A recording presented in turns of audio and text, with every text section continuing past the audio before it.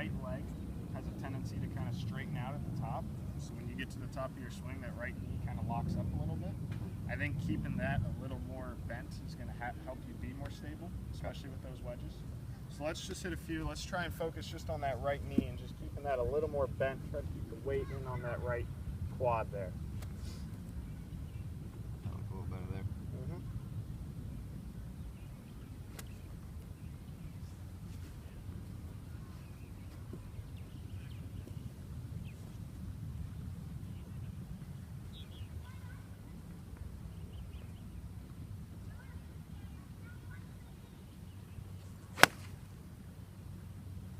When I'm hitting a wedge or a short iron, I feel very close to the ball. I feel very compact. It feels very around me, simple. There's not a whole lot of moving parts, I guess.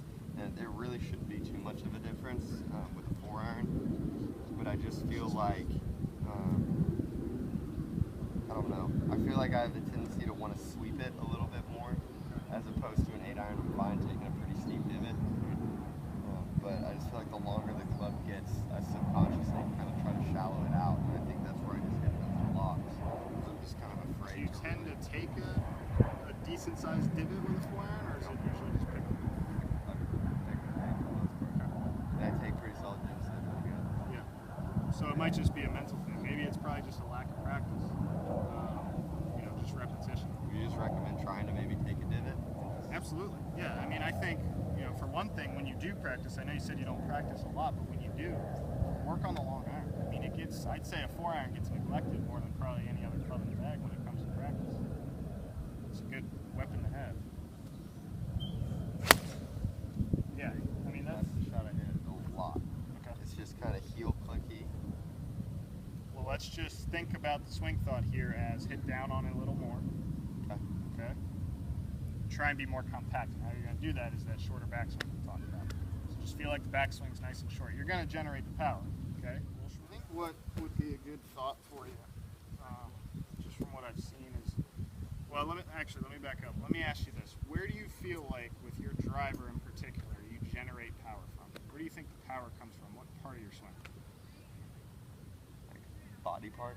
No, I mean like which position, if we were to break down your golf swing into positions. I think I have a decent amount of lag in my swing, which helps me generate a little bit of power. Yeah. But I think it's really the first move of the downswing where I have a really, really strong lower body action, which messes with timing, but I think when I do time it up, it generates a decent amount of power. Well, that's what I was going to say, is I'd like to see you maybe thinking more about your power being in this area.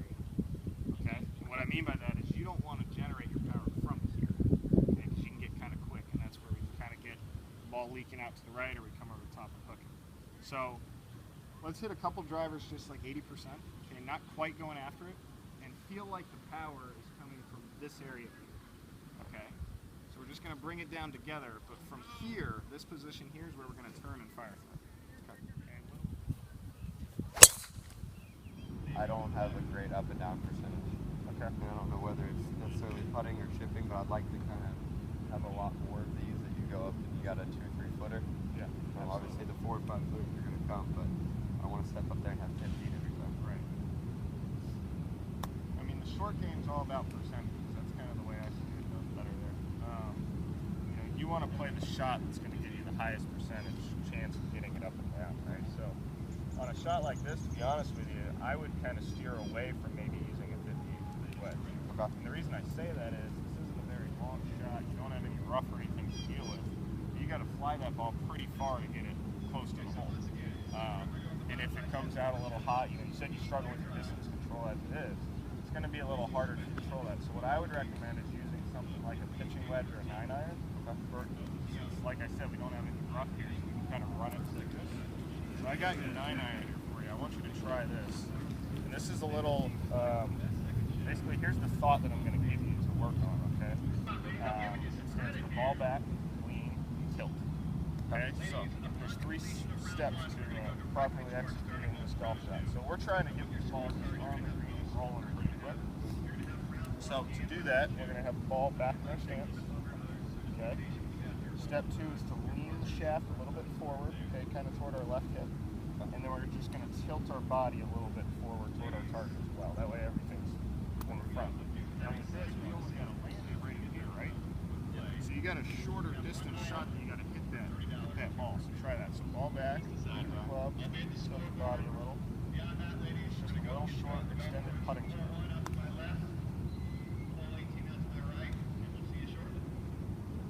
Pretty good start. Okay, so